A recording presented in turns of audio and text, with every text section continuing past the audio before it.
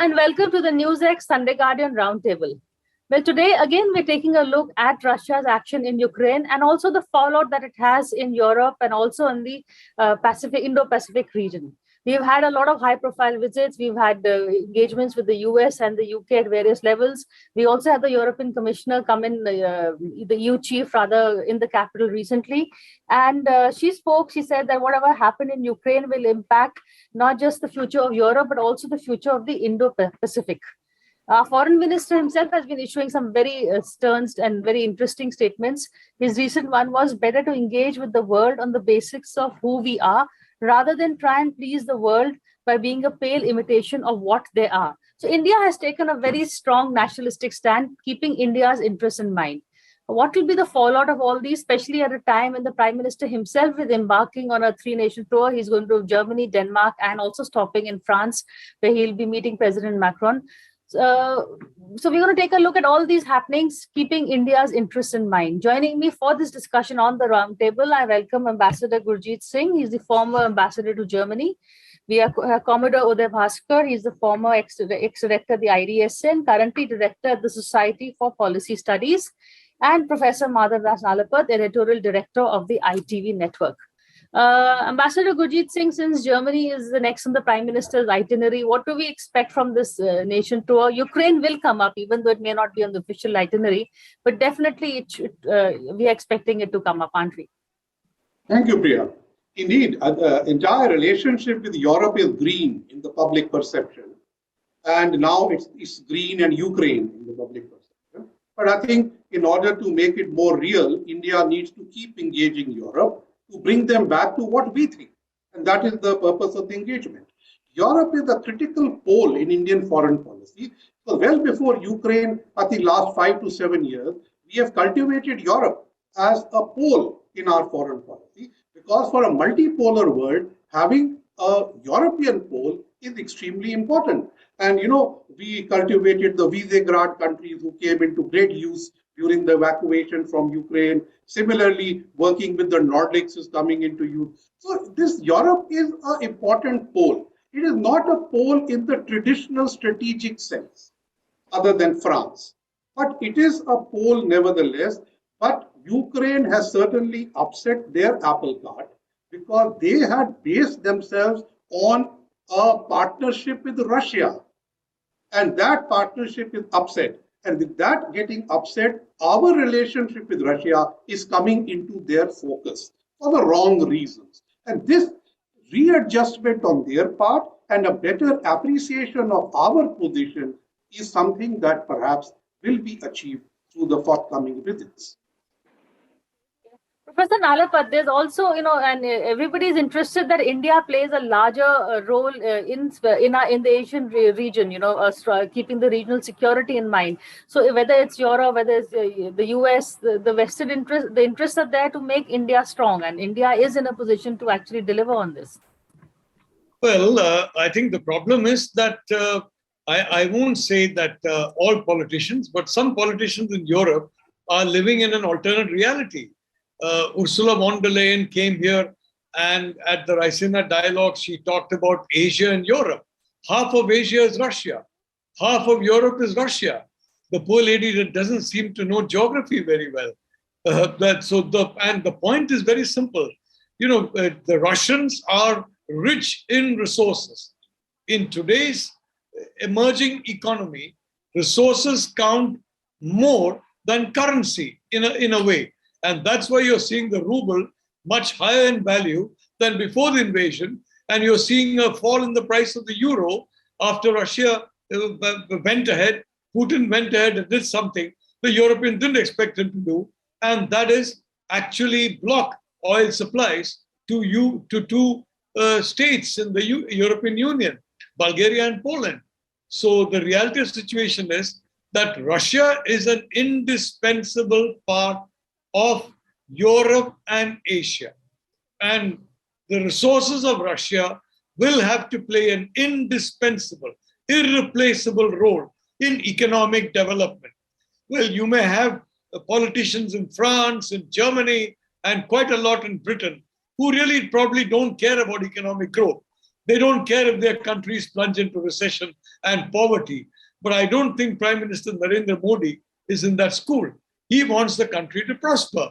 And the only way India can prosper is to have a comprehensive relationship with Russia. I want to end this segment, Priya, by saying, I have for many, many years said India should downscale its weapons purchases from Russia and upscale the resources purchases. So I repeat that. We must reduce our defense purchases and sharply increase our purchases of oil, gas, and many of the other essential items that Russia has in such abundance. So the overall trade doubles, triples, quadruples. Commodore Bhaskar, the last sentence of Professor Nalapat, I don't think you would disagree with that, would you? I would not disagree. It's a very brave man who would disagree with Mono Nalapat. But I'd like to offer an alternate perspective. I think it's motherhood and apple pie to say that India should reduce its dependence on Russia as far as arms are concerned. I would say India should reduce its dependence on any foreign supplier. It's not as if we have to substitute Russia with some other supplier. I think Prime Minister Modi's focus on Atmanirbhar India, particularly for military inventory, is absolutely spot on in terms of national policy goals. But on this visit, Priya, I have a slightly different perspective. I don't think Russia and Ukraine will take up all the oxygen. Because if you look at the itinerary of the Prime Minister, he's got Denmark, Germany, and France on the return leg. Now, my reading is that for India and these countries in particular, and the EU as a bloc, there are three big C's that they have to deal with. The first C, of course, is COVID. And whatever be the nature of the transition, we hope there will be a post-COVID world soon. But the entire global economy has taken a hit. And each country, whether it's a Germany, whether it's an EU as a bloc, whether it's India, even China, are trying to reboot in terms of how they will deal with the convulsions and the corrosion of COVID. The second is climate change, which again is a very serious issue. If you recall the last couple of years, the European Union, Germany in particular, we in India, we are talking about 43, 44 degrees in different parts of India as an early manifestation of climate change. And the third C to my mind is for the European Union, for Germany in particular, and countries like France, how do you deal with the belligerence of China? And on all three tracks, I think Prime Minister Modi has got a fairly full agenda in terms of the Indian priorities. You spoke about the national interest. India has a very, very urgent national interest to ensure that its bilaterals for trade are completed in a win-win manner. We are looking at major economies, and I'll come back onto this later when you give me a chance about the relevance of EU countries in the larger global economic ladder. Priya? Massive to take this position, India is balancing China on one hand, China and Russia. On the other hand, you have US. How are we playing it? So let me take one step back and just comment on what the other panelists said. Europe is going to take a hit of 5% depreciation in its growth due to COVID and now the sanctions. So if they need a large market, it is India. Second, yes, Russia cannot be rusticated from international organizations. Though Russia has perhaps erred in breaching international rules. So we need to have an international rules-based order applying to Russia, China, EU, Washington, everybody. That is continuing Indian position. Now, how are we going to play this? I think we are now playing it sectorally. Afghanistan taught us that there is no across-the-board strategic partner. So you have to have different poles and you deal with them differently. So in the Indo-Pacific, you have the Quad and you have the relationship with ASEAN. ASEAN has no relevance to Europe or to things. So with Europe and Russia now, you are dealing with the EU and others. And with Washington, we are looking at a strategic partnership very robustly, but we are keeping out certain areas where we disagree with them. And one of those areas is the exclusion of Russia from the hallways of international order. Without, as Mr. Nalapat said, you cannot ignore the power elements of Russia. That is going to stay. And I think in this visit, the intergovernmental consultation that Prime Minister Modi will have with Chancellor Scholz and his leading ministers, and the Nordic summit, which is, I think, having second time since 2018. Why is this happening now? This means that our relationship with the EU is actually now better settled. So with the Trade and Technology Council and the FTA coming up, these things which bothered our bilateral relations are now put away in Brussels. But we can have a Brussels plus policy with Berlin and with the Nordics. And I think that is what will now emerge from this. Thank you. Professor, your take, your response. Well, I'd like to say that I fully support the discussants who argue for a very strong relationship with the European Union. There's no question that that relationship is important for us and for the European Union. The whole problem is this entire Ukraine crisis has basically once again raised, if I may say so, a feeling in the rest of the world that all they're concerned about, the Atlantic Alliance, is the Atlantic Alliance. Now take, for example, Afghanistan. As has correctly been pointed out by Minister Jaishankar, Afghanistan was thrown to the wolves. The Afghan people are suffering. Every day, people are knocking at their doors and killing those who are working with the Americans, with the British, with the Germans, and nothing is being done about it. Nothing at all. So the reality is that for the first time since the 1980s, I am again beginning to see a very unfortunate cleavage between the West and the rest. It was of no benefit to the rest or the West during that time. It's of no benefit now. And again, want to say, Priya, this suspension of belief, living in an alternate reality. Ursula von der Leyen is advising India, go in for green technology. Now, green is the way to go. I don't think she's a green politician. And the green politicians in Germany seem to be extremely focused on being as warlike as possible. I'm not sure how green being warlike is, but what is she talking about? I mean, her own country, Germany, is nowhere near that. And those countries that gave up nuclear power are regretting it terribly, especially now. So the fact is that this is an alternate reality. And you have other alternate realities in the European Union talking about an expanded global role for NATO. I want to get Uday Bhaskar in also on the points that have been raised so far, and then we'll come back. Thanks, Priya.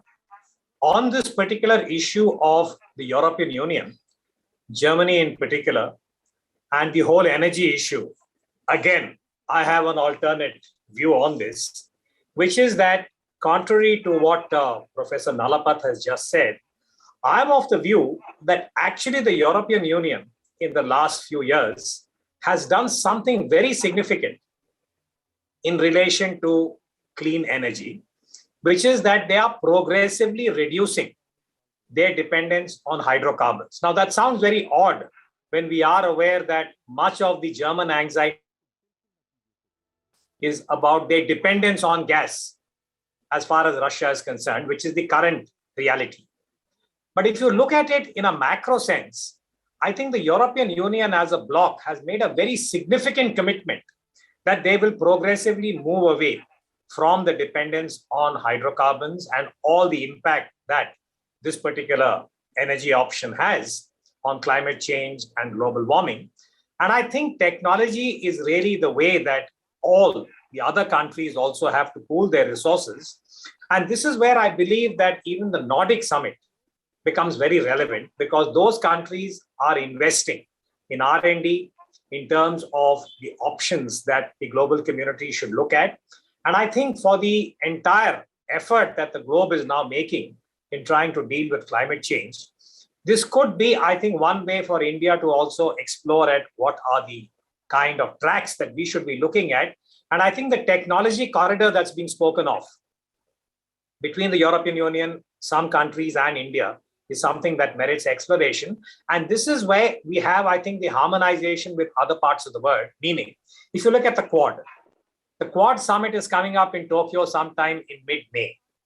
Again, I think energy and the developing world, because if anybody is going to pay the highest price for climate change, global warming, it will be the less developed countries. The first on the list are the island states. And the only way out is technology, whether it is improved coral reefs that can withstand 2 degrees of global warming, or it is an option for your automobiles and for private vehicles, whatever the options are.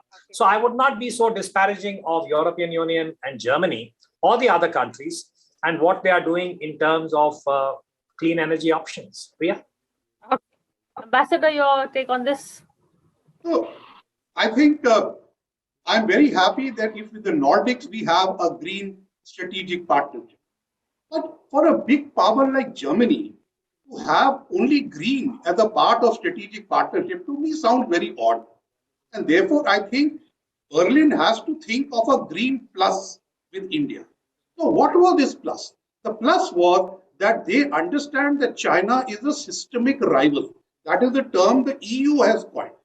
But having accepted that term, they merely went on trading, engaging, selling. Germany and UK, I just saw last year, has got 2 billion euros as startup funding from China, as if nothing has happened.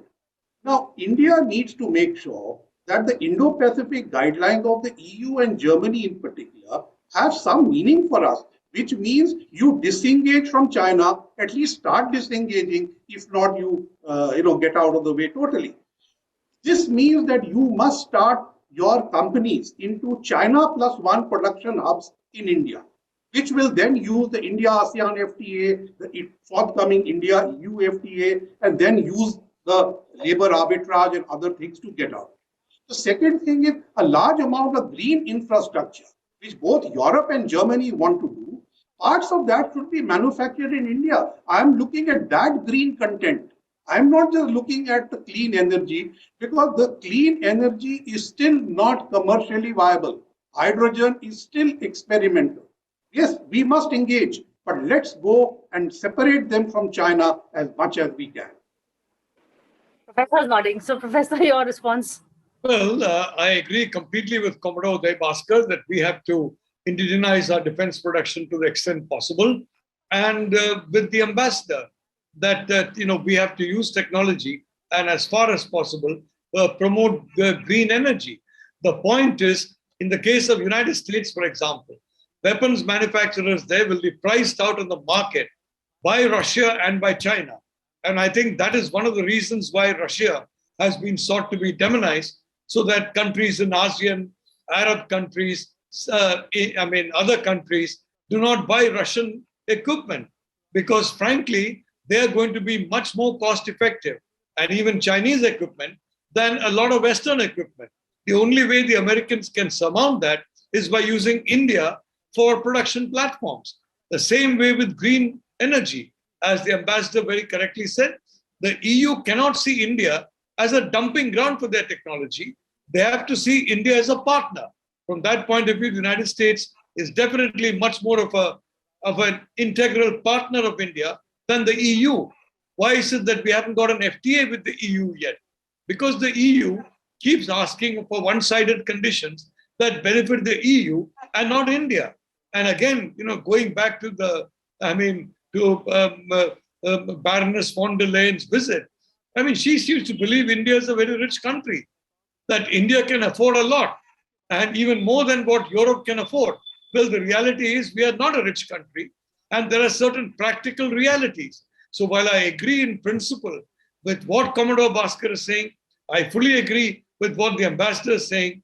The fact is, in practice, it's going to be a long, hard road to climb. And we have to ensure the best available options for that road. How do we do that, Uday?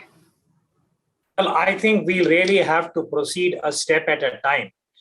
India is capable of making what I would call as these major transformations. This is something we in India sometimes tend to forget, because we are so seized with what is happening, I think, on other issues and a certain degree, I would say, of despondency that maybe we cannot deal with all these big ticket items. But I often remind our own younger Indians that there was a time when this country was dependent on imports for food. Now, that's the kind of status we associate with some of the most, I would say, LDC countries in the world, which are at the bottom of the ladder, and their own internal inadequacies whereby they are dependent on food from abroad. Well, India was in that position in the 1950s and the 1960s. And if you remember the Indian story, it was technology. At that time, with a fairly extensive bilateral cooperation with the United States, and particularly the agricultural R&D and universities of the US, that we embarked on the Green Revolution. It took time, but India was able to succeed, and we did something very dramatic, very tectonic, that from being a country that was living ship to mouth, as the Americans used to say at that time, we became a food surplus nation. Now, it's a different story that we don't have enough storage capacity in this country, but that's completely a different track. I don't want to go there. My point is that today the energy revolution is part of the climate change challenge. If you look at the IPCC report, Priya, the numbers are like so dire. So I think India and China and the rest of the world need to pool their effort in dealing with climate change, and the EU can play a role. That's my limit. Priya? Yeah. Ambassador, your turn. The ball's in your court now. Okay, I see that globalization was in one way thrust upon us. And we were told WTO, climate change, the world, the G20, all these are panaceas for you, and you will get much benefits. Now, when it comes your way, unilaterally you impose sanctions, sometimes on China, sometimes on India, sometimes on Russia. So there is no international backing to this. But the benefits of globalization for countries like us are being withdrawn at will for no fault of ours. So this is something we need to stand up to. Having said that, and coming back to green, now the green experiments that Germany, for instance, had done in India, the Indo-German Energy Partnership, Indo-German Education Partnership, Indo-German Environmental, have actually done quite well quietly. Now is the time to scale them up and go to third countries. I am a great votary of trilateral partnerships. So I think we need to go to other countries in the global south. And I think Indo-German Global Sustainability Partnership would be a very good way to make India the manufacturing hub or training hub and take these ideas abroad, which have already succeeded in India. Go to the Indo-Pacific, go to Africa, and spread this word with India as the node. That is one way we can wean them off China as an effective green power. Thank you. I think that makes a lot of sense, Professor, the suggestion that Ambassador has made. Oh, I quite agree. And both Germany and France have been exceptionally good partners for India. There's no question about it. And they have not put all kinds of impossible conditions on India. And they've let, and that I think we have not put impossible conditions on them, and vice versa. So I hope that kind of a spirit continues. Now, in the case of Green Revolution, I fully agree. I mean, Norman Borlaug and various other US scientists, they came to India, they worked very hard, and we owe them a lot. In fact, I'd like to say some of these American scientists who were pioneers in helping us in the Green Revolution, they deserve the Bharat Ratna. There's no question about it.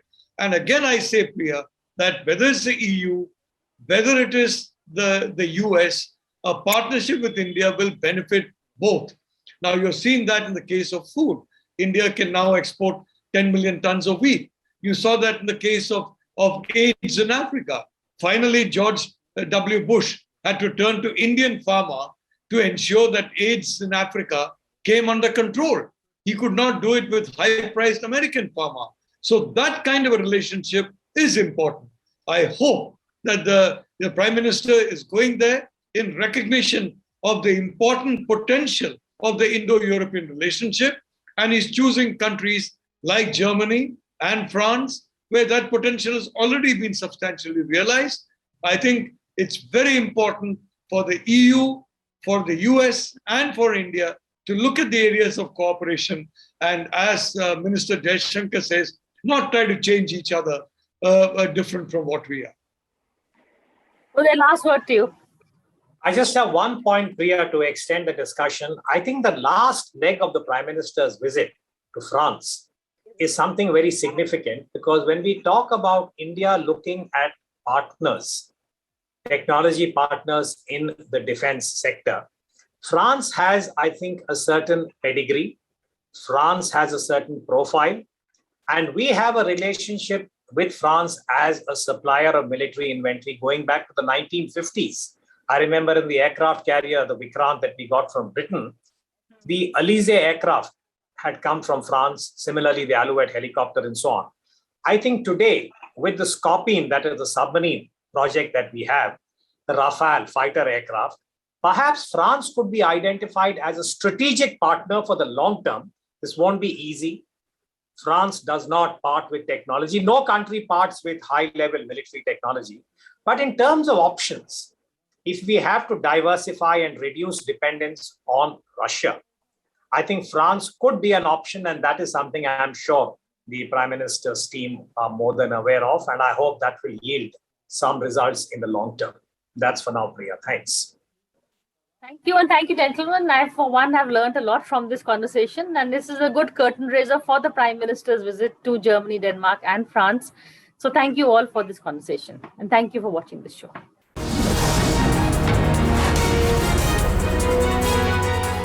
For more such videos, subscribe to the NewsX YouTube channel, hit the bell icon.